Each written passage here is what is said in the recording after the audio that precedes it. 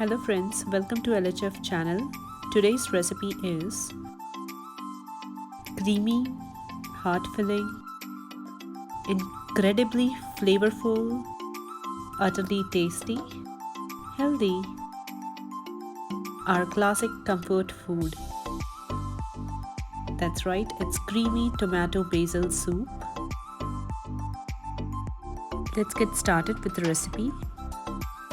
3 large tomatoes, more ripen are good, half cup chopped carrots or medium sized carrot, 1 medium sized celery stick. If you are considering preparing Jain soup, then avoid onion and garlic and carrots as well. Else, for normal regular recipe, you take half yellow onion, 3 to 4 pods of garlic. Next are spices.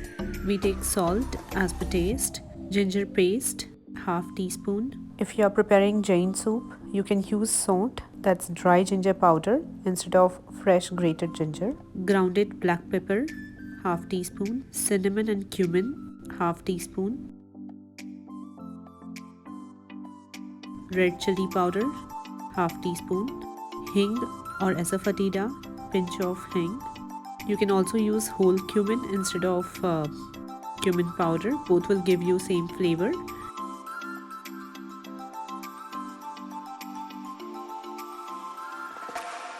Now place pan on high heat. We boil some veggies. So first we place our half onion, shredded carrots, tomatoes, then some garlic pods. This process will give us fresh vegetable stock. For Jain soup, again I repeat, please avoid onion and garlic and carrots.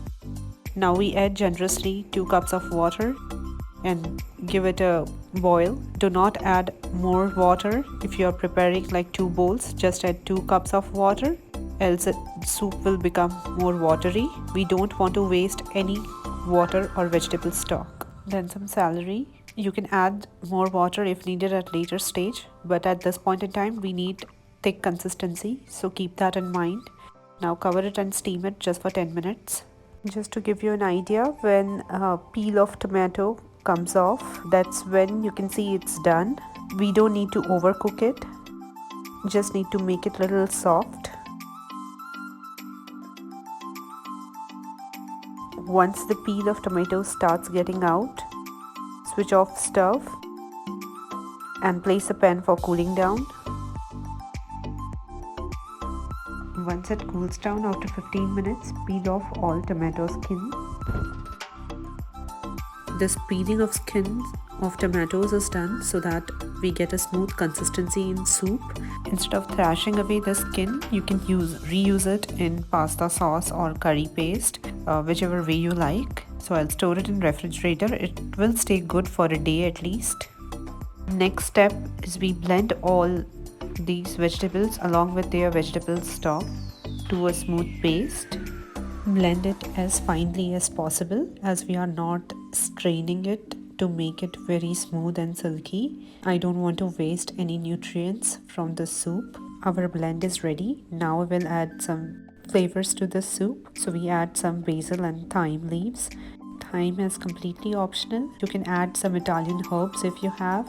Since this is tomato and basil soup, so add fresh basil if possible. If not, dry basil leaves is also okay. I am adding 2-3 basil leaves and thyme, 1 teaspoon.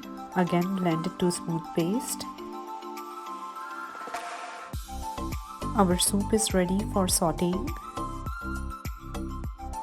Take the same pan which we used for boiling all the veggies. To this we add 1 tablespoon of olive oil. This step is kind of tempering. This olive oil will not heat it much because it's olive oil and not vegetable oil. To this we add 1 teaspoon of cumin powder, or you can add cumin seeds, 1 teaspoon cinnamon powder, 1 teaspoon ginger paste. If you are making Jain soup, then use 1 teaspoon of sont powder, dry ginger basically. Saute for 10 seconds or so. Make sure it does not burn. Add a pinch of hing, asafoetida. Now add blended mixture.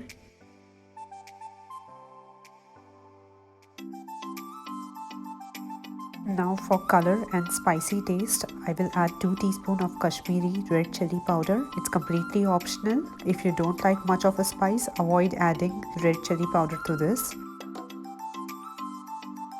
Next we add is 1 teaspoon of black pepper.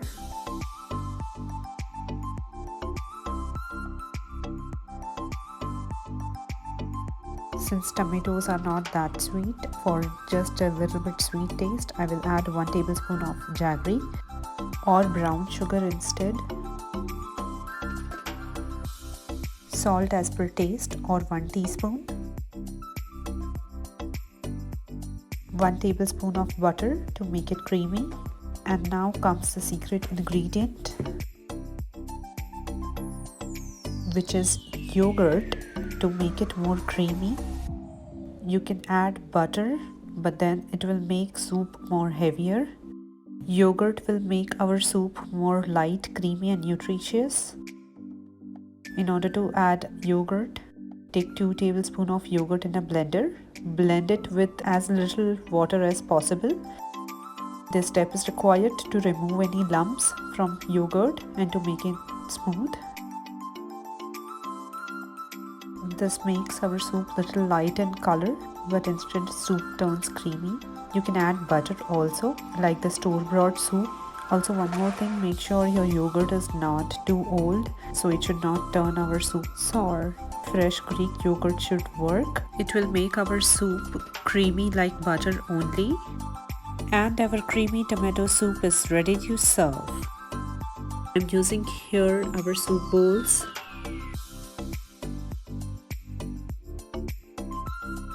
This soup has perfect consistency, not too thick, not too thin. Garnish the soup with some yogurt or sour cream, some fresh basil leaves. This soup is loaded with a lot of flavors and it's nutritious at the same time.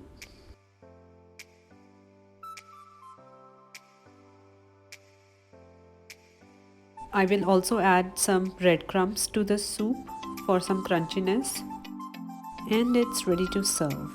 If you try to make the soup the way I have shown, then do let me know in comments. Do share this recipe with your friends and family.